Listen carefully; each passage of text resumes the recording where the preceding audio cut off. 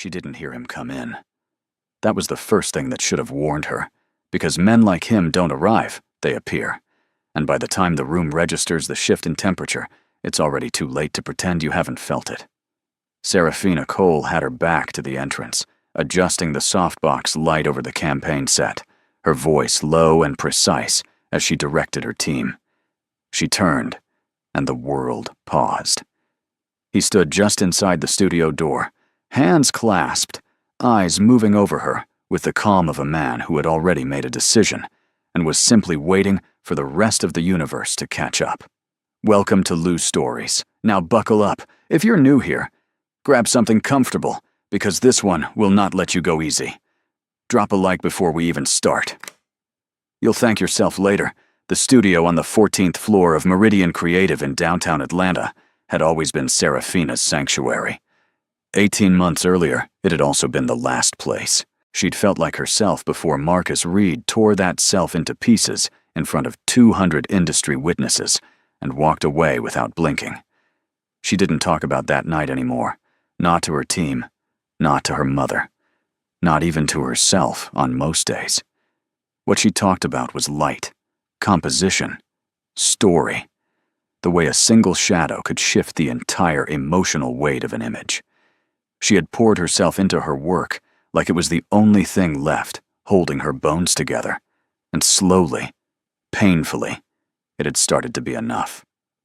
The booking that came through for a Tuesday afternoon private brand shoot was marked under a company name she didn't recognize. Sion Global Holdings. Minimalist brief. Luxury menswear campaign. One subject. No entourage specified. The rate they offered without negotiation told her everything she needed to know about who she was dealing with. People who did not think twice about the cost of excellence. She expected a model, maybe an executive who fancied himself one. What she did not expect was Han Sung-jun. He arrived exactly on time. Not early, not late, which in itself was a statement. Wearing a charcoal suit, so precisely fitted it seemed engineered rather than tailored. Broad shoulders, sharp jaw, eyes the color of deep water in winter, steady and quietly devastating. He was perhaps 34, 35. He moved through space the way very few men did, like the room belonged to him, not because he demanded it, but because the room had simply accepted the fact. Serafina noticed all of this in the span of 2 seconds, and then made the professional decision to notice none of it. Mr. Han. She extended her hand, voice smooth and practiced. I'm Serafina Cole, your director today. We'll get you into wardrobe in about 10 minutes and I know who you are. His voice was low, accented faintly, with a quality that made words feel deliberate, like every syllable had been selected and approved before release. She blinked. I'm sorry? I reviewed your portfolio before booking. He accepted her handshake, firm, brief, but his eyes held hers a beat longer than necessary. You shot the Alara campaign last spring, the one with the storm light through the warehouse windows. She hadn't expected that. Most clients came in thinking about themselves. That's right. It was the best editorial I saw all year. He said it the way people stated facts, no flattery in it, no performance. Just information he was delivering to its correct recipient. Something small and unguarded flickered behind Serafina's sternum. She killed it immediately. Then let's make sure today earns that standard, she said, and turned toward the set. The shoot itself was extraordinary, and the uncomfortable truth was that it had almost nothing to do with the wardrobe. Han Sung-jun had the kind of presence that cameras didn't so much capture as surrender to. He didn't perform. He simply existed in front of the lens with an absolute stillness that made every frame feel inevitable. Serafina moved around him, adjusting angles, calling out directions in her calm, low cadence. And each time she stepped close, she was aware, with faint alarm, that he was watching her far more intently than he was watching the camera.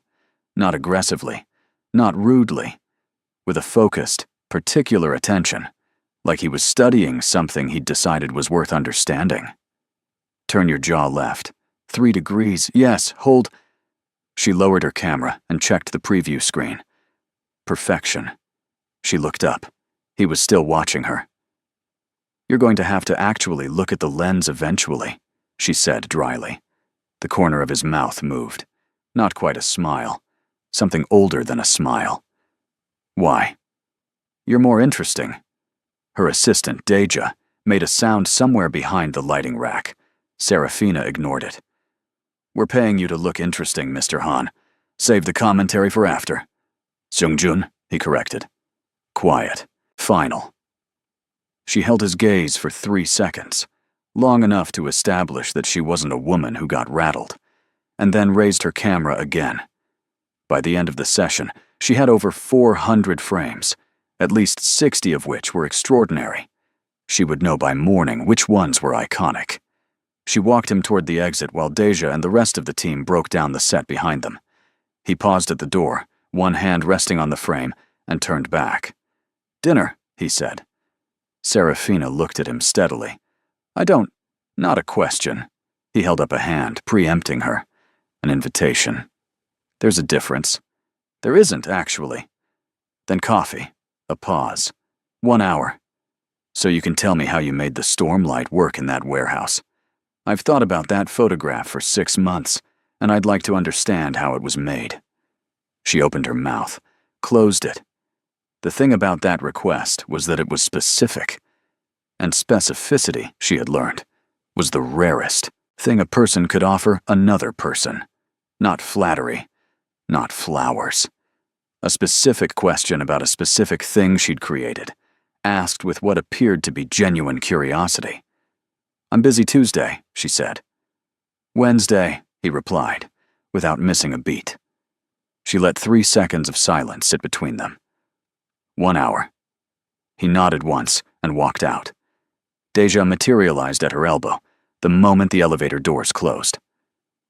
So that man, she said carefully, is very dangerous. Serafina picked up her camera bag. He's a client. He's a client the way a thunderstorm is weather, Deja muttered. Technically accurate, wildly underselling the situation. Wednesday came. 1 hour became 3. They sat across from each other at a quiet table in a Buckhead restaurant that she would later learn he had reserved entirely for the two of them under a name she didn't recognize. And she talked about light, about the physics of it, the emotional grammar of it, the way a single source positioned correctly could make a human face look like a confession. He listened the way very few people listened, without waiting for his turn to speak, without performing engagement, actually inside what she was saying. At one point, he reached across the table and turned her hand over, palm up, tracing the edge of her wrist with 2 fingers, slowly, precisely, like he was reading something written there, and then looked up at her. You carry this like armor, he said. Your work, you use it to keep people at the right distance. Serafina's breath did something involuntary. That's an aggressive thing to say to someone you met 4 days ago. I know. He didn't apologize. Is it wrong? She looked at him for a long time. No, she finally said. It's not wrong. He nodded, like he'd already known, like he'd been waiting not for her to confirm it, but for her to decide she was willing to. He called the next day, and the day after that. Never excessively, never without purpose. Always, with the calm, deliberate quality of a man who had decided on something and was simply moving forward. He sent her things, a rare photography book she'd mentioned offhandedly, a small lamp she'd said cast the best warm tone she'd ever seen, a coffee from the cafe 3 blocks from her studio delivered at exactly 8:15 every morning she was scheduled to shoot, without being asked. No cards, no explanations, just presence, arranged carefully into her life. She should have been suspicious. She told herself she was. But there was something disarming about the way he didn't need her to react. He wasn't performing generosity. He wasn't waiting for gratitude. He was simply paying attention and responding to what he saw, which was, she was slowly understanding, what she had always wanted and had never once been given. A month after the shoot, he brought her to a rooftop event, that she realized only midway through the evening was being held in her honor. A gathering of some of the most important creative directors and photographers on the East Coast, assembled under the pretense of a casual industry mixer. Except every conversation she was steered toward opened with a reference to her work. Every introduction framed her as the most significant visual artist working in Atlanta's commercial space. "You did this," she said quietly, when they stood at the railing alone for a moment, the city spread below them in orange and gold. "I made some calls," he said.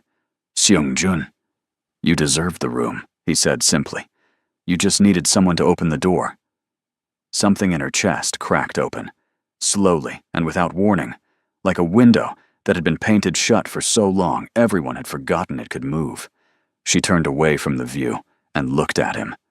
Really looked. The broad line of his shoulders, the patient weight of his gaze, the absolute lack of performance in anything he did. "Who are you?" she asked, not rhetorically, with genuine weight. He looked back at her for a long moment. "Someone who will not hurt you," he said. "I need you to know that before anything else." It was, of all the things he could have said, exactly the right thing, and she hated, slightly, how much it landed. Quick pause. If this story has you hooked, tap like and drop your thoughts below. Now, back to the story. She found out the truth about Han Sung-jun on a Thursday morning in November, 6 weeks after the rooftop evening, in the worst possible way. Not from him, and not gently. It was Deja who set a printed article on Serafina's desk without a word. A deep investigative piece from a Korean business journal that had been translated, poorly and urgently, by someone with a browser tool. The headline read, "Sion Holdings and the Shadow Economy." Inside Han Sung-jun's uncrossable lines, Serafina read it twice. Then she sat very still for a long time. The article was careful. Careful in the way journalism is careful when the subject of the story has lawyers who are faster than consequences and a reach that makes editors nervous. It did not say, crime boss. It said, alleged ties to organized interests. It did not say, feared. It said, commands unusual loyalty across sectors. But the photographs embedded in the piece told a different story. Han Sung-jun at a Seoul hearing in 2019. Han Sung-jun leaving a courthouse in Tokyo. Han Sung-jun flanked by men whose suits were too perfect and whose eyes moved like cameras. By the time he called it noon, she had read it 4 times. She let it ring. He appeared at her studio door at 3:15. She hadn't buzzed him up, which meant someone in the building had. He stood in the doorway in a dark coat, unhurried, reading the expression on her face. "Close the door," she said. He did. "Tell me what's true." Her voice was level. She had spent 2 years with a man who lied with his eyes wide open, and she had promised herself afterward that she would never again mistake composure for honesty. All of it. Don't manage it. He was quiet for a moment. Then he sat, not across from her, but in the chair beside her desk, close and without theater. And he told her. Not everything. He told her later that there was a category of things he would not tell her, not to protect himself, but to protect her from the specific legal texture of knowing. But he told her enough. He told her that Sion Holdings was real and legitimate, and generated more revenue in a fiscal quarter than most mid-sized American corporations saw in a decade. He told her that his name in Seoul meant something that had taken 20 years and a great deal of ruthlessness to build. He told her that the men around him were not decorative. He told her that he had enemies, and that those enemies were serious, and that being near him carried a weight that most people were not built to carry. He told her he was telling her this because he did not intend to stop seeing her, and she deserved the full truth of what that meant before she decided. "You could have told me 6 weeks ago," she said. "Yes." No excuse offered, no rationalization, just the acknowledgement, clean and complete. She stood and walked to the window. The Atlanta skyline sat in afternoon gold beyond the glass. "I've been broken by someone who wore a good suit and said the right things, she said quietly. I'm not doing that again. I know. His voice, behind her. That's why I'm still here, instead of managing your impression of me. That's why I told you instead of letting you find out from somewhere else and not calling to explain. She turned. He was watching her. That same focused, particular attention she'd noticed from the very first afternoon. Except now, it carried something additional. Something that looked, with startling clarity, like fear. Not of her reaction, of losing her. It was the fear that decided her, not the suit, not the rooftop, not the coffee delivered every morning like a small, steady heartbeat. The fear in his eyes, and the fact that he hadn't tried to hide it. I need time, she said. You have it, he replied immediately. All of it. She took 3 weeks. During those 3 weeks, he did not pressure her, did not show up uninvited, did not flood her phone. He sent the coffee every morning. That was all. The small, steady heartbeat, keeping time without demanding anything. On the 22nd day, she called him. I'm not going to pretend I'm not afraid, she said when he picked up. Good, he said. I'd be worried if you weren't. I need you to understand what happened to me. Before. If this is going to be anything, you have to understand why certain things are not negotiable. Tell me, he said. And the way he said it, quiet, settled, with his full weight behind it, made it the safest 2 words she'd ever heard. So she told him about Marcus Reed, about 2 years of small degradations she'd mistaken for personality, about the gala, the red wine, the white dress, the laughter, the 200 people watching her humiliation like it was entertainment. She told him what it felt like to drive home alone afterward and sit in her parking garage for 45 minutes because she couldn't figure out how to make her legs work. She told him the things she'd never told anyone, because she'd been afraid that telling them would make her look like someone who deserved what had happened. He listened without interrupting. When she finished, there was a long silence. I want to find him, Seung-jun said. His voice had changed, flattened, gone very, very still. Don't, she said. Another silence. All right, he said, with visible effort. She almost smiled. Not yet, she added, very softly. He exhaled. I'll wait. They built something slowly after that, carefully. She insisted on it being slow, and he complied with a patience she had not believed men his age possessed, which was itself a kind of proof. He took her to Seoul for 10 days in January. He showed her the city the way he knew it, not the tourist corridors, but the narrow streets behind the Namdaemun market, where the light hit the stone at 7 in the morning, like something sacred, and the private galleries in Itaewon, where art hung on the walls of rooms that only existed because someone had decided beauty mattered more than profit.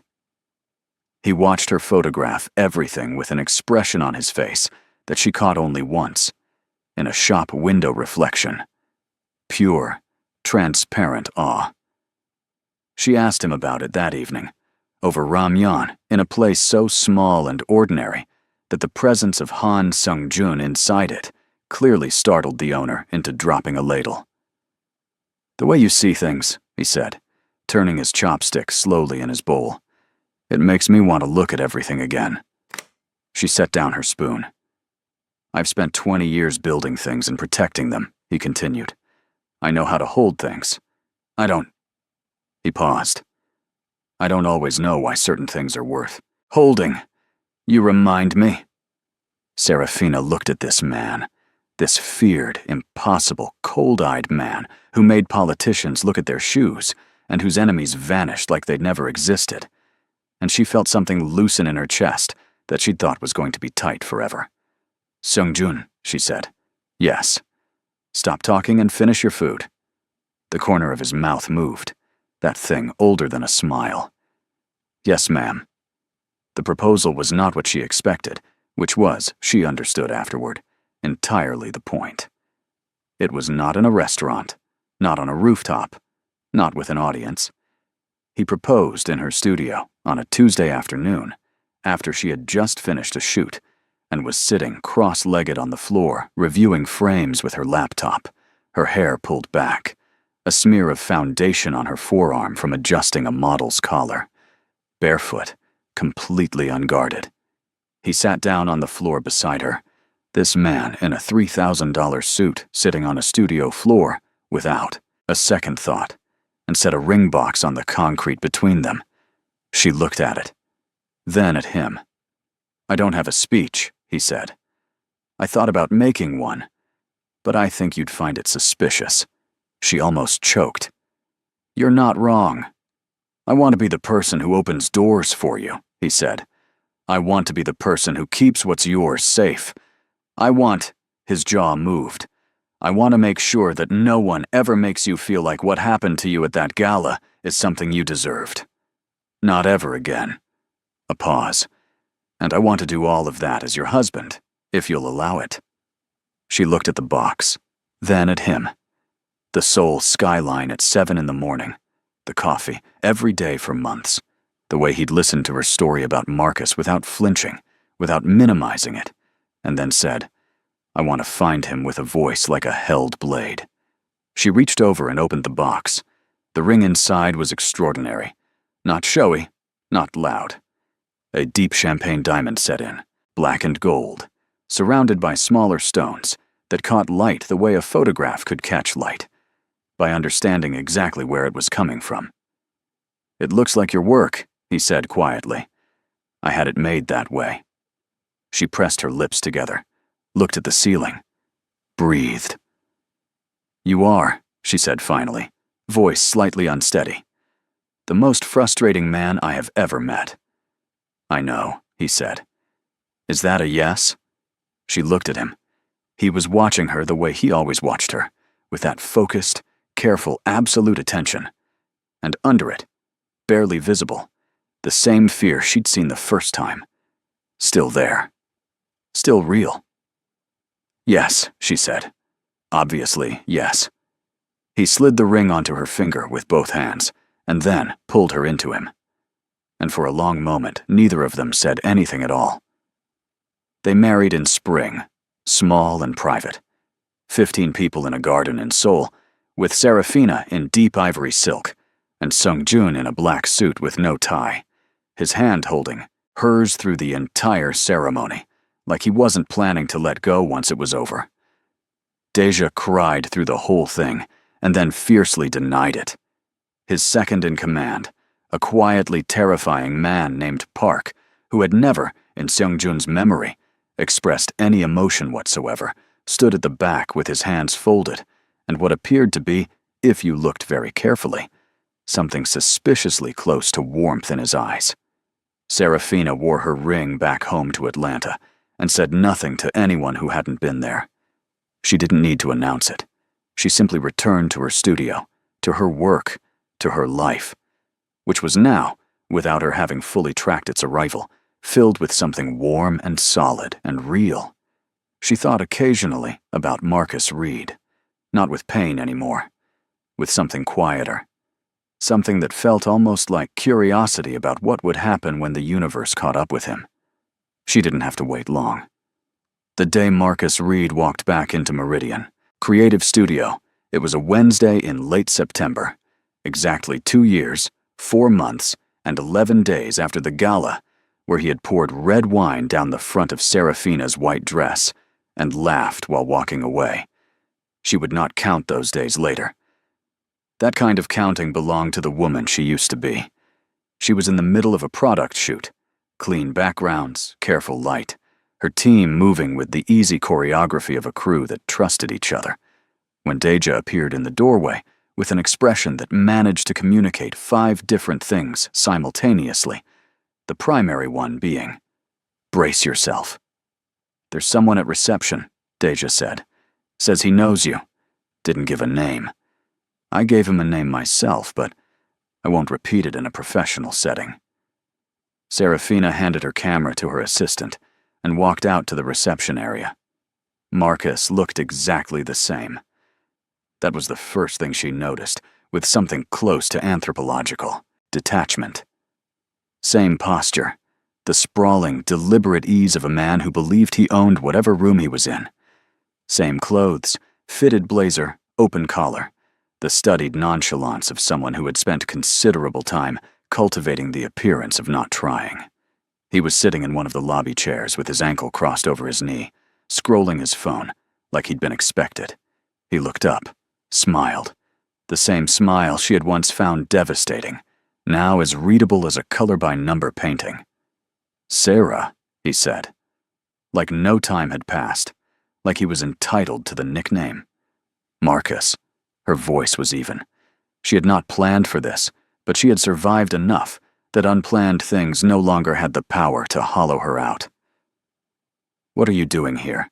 He stood, spreading his hands with the performance of reasonableness. "I heard you were doing well. Thought I'd come by. See the studio." A pause, eyes moving over her. The deep burgundy blazer, the gold at her ears, the ring. His gaze caught on the ring and lingered. "You look different." "People tend to," she said, "when they're happy." Something moved across his face, a calibration. She recognized it, the tiny shift that happened when Marcus realized the situation was not tracking the way he'd anticipated. He had walked in expecting the woman he'd left, flinching, small, easily impressed by the mere fact of his presence. What he was looking at instead was someone who had straightened her spine and let it set there. "I wanted to reach out," he started. "I know the way things ended was—" "Marcus." She kept her voice gentle, which was the most devastating register available to a woman who had nothing to prove. "I don't have anything to talk to you about. If you're looking for a booking, speak with our front desk. If not, I'd like you to let yourself out." His smile thinned. "Still cold, I see." "Actually," she said, "I'm having a lovely day. I'd like to keep it that way." That was when the front door opened behind him. She hadn't called Seungjun. She hadn't texted. What she would understand later was that Park, Seungjun's second, who had a standing, unofficial, and completely unsolicited arrangement to maintain awareness of her schedule and who accessed it, had flagged the unscheduled visitor from the lobby camera the moment Marcus signed in at the front desk. What she would understand later was that Seungjun had been 20 minutes away, in a meeting at a financial services building on Peachtree, and had stood up from the table mid-sentence and left without explaining. He walked through the door of Meridian Creative at 4:17 p.m. in a charcoal gray suit, two men from his security detail flanking the entrance and remaining there without being asked.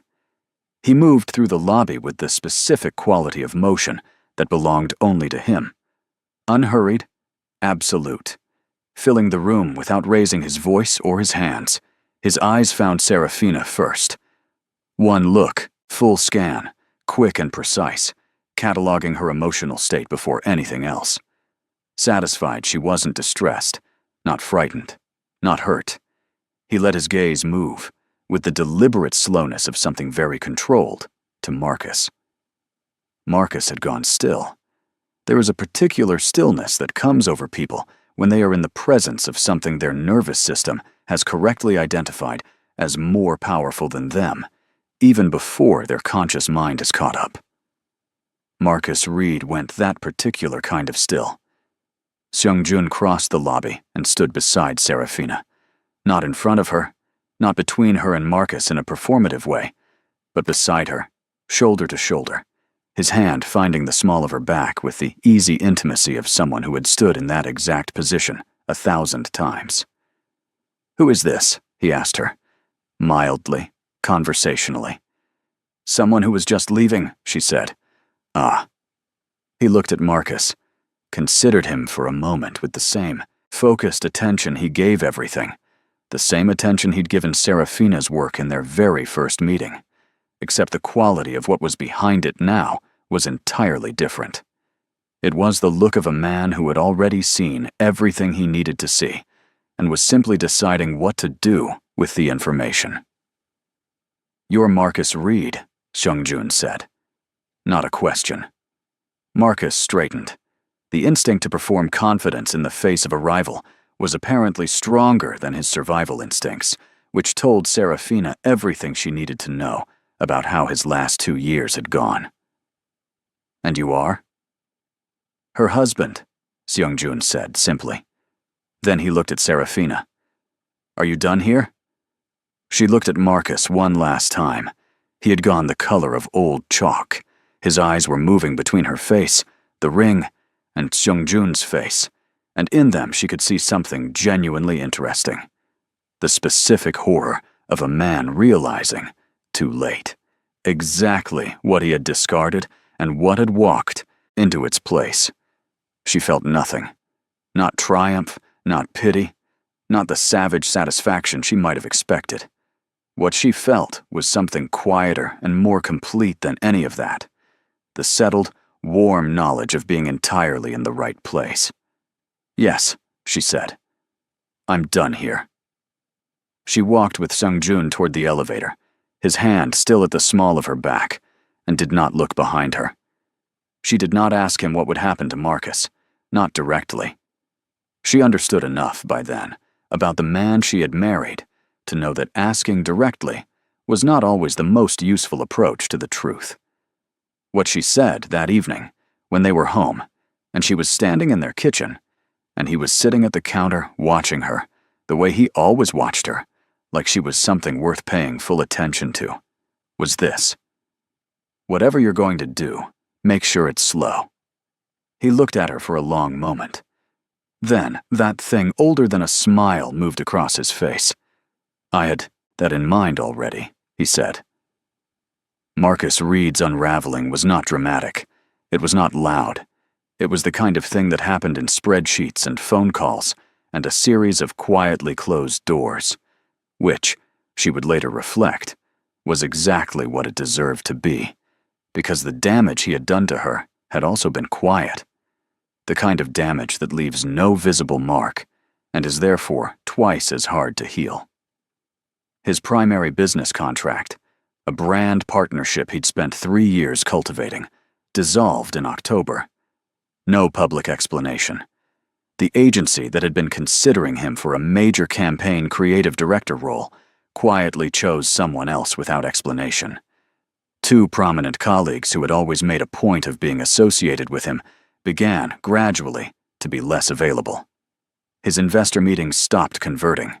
His name began to carry a faint, sourceless static, the kind that spreads through industries the way rumors spread, without origin, without accountability, and impossible to correct. By spring, he had lost the majority of what had made him feel powerful. He had not been arrested. He had not been publicly humiliated. He had simply become someone rooms were no longer excited about. And for a man like Marcus Reed, that was its own particular kind of dissolution. Serafina heard about it in pieces, from people who didn't know the full shape of the story, and she received each piece the same way. She listened, nodded, and said something thoughtful about the volatility of the industry before moving the conversation elsewhere. She never said his name to Seung-jun again. It was not necessary. The piece she was working on that year, for an exhibition that a gallery in Brooklyn had commissioned, was her most personal work. 18 photographs, shot over 8 months, all centered on the same subject: light in enclosed spaces. The way it gathered, the way it found its way through, the way it changed everything it touched without announcing itself. The opening night was a Thursday in April. The gallery was full. Collectors, photographers, creatives, the kind of assembled gathering that made Deja, who had accompanied her, quietly survey the room and say, "Okay, this is real," in a voice that was approximately 30% cry. Seung-jun stood at the back of the gallery for the first hour, watching people move through her work, not making himself known, not orchestrating anything, just watching, with the same expression she'd caught once in a soul shop window, the transparent, unguarded awe of a man witnessing something he considered extraordinary. She found him there, eventually, when the crowd had thinned slightly, and stood beside him in front of the last photograph. A large format image of light coming through a studio window at 7 in the morning, falling across an empty chair in long, warm lines. It looked like patience made visible. "It's the best thing you've made," he said. "It's not finished," she said. He looked at her. "There's more?" She had been thinking about how to tell him for 3 weeks. She had imagined many versions of the moment, different locations, different words, different timings. She had not imagined it being here, in this gallery, with her best work on the walls around them. But then, the best things in her life had stopped arriving the way she'd planned them. "There will be," she said, "in about 7 months." He went very still. She watched his face, watch the information arrive, arrange itself, and then do something she had only seen it do a handful of times. Break open. Not with drama. With the specific, private devastation of a person receiving something they had been hoping for long enough that the hoping had become a quiet kind of prayer.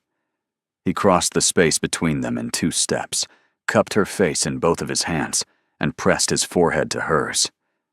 7 months, he repeated, give or take. He breathed, in, out. His thumbs moved along her jaw. "Are you?" He stopped, reorganized. "Are you okay? Is everything—" "Everything is good," she said softly. "I'm okay. We're okay." Another breath.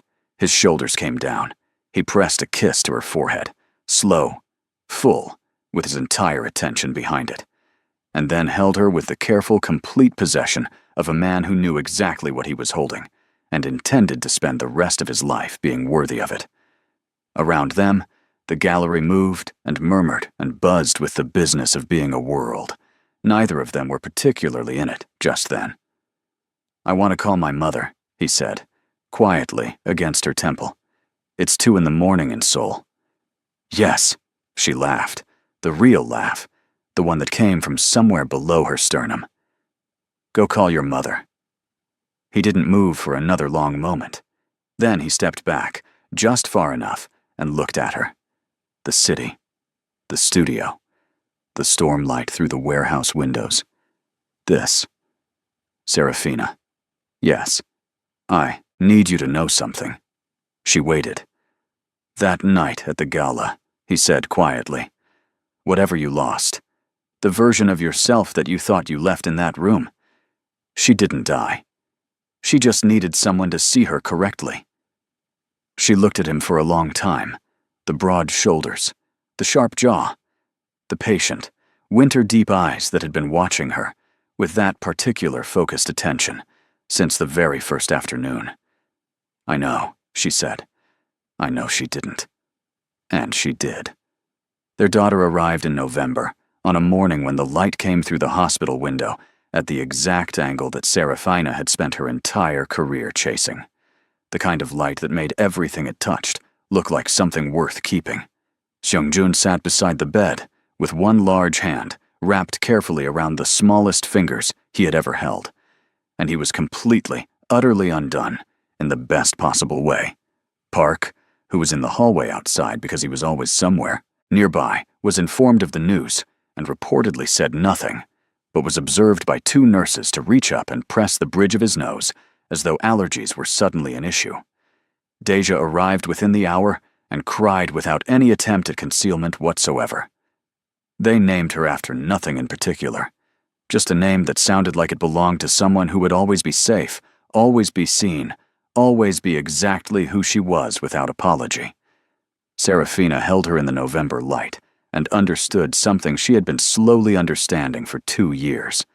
Something she had started to understand the afternoon a man in a charcoal suit had walked into her studio and looked at her like she was the most interesting thing in the room. Not despite what she'd survived, but without needing to make it the defining fact of her. She had not been rescued. She had been witnessed. There is a difference, and it had made all the difference. You made it to the end, and that means you're truly part of the LUE Stories community. Thank you for your support.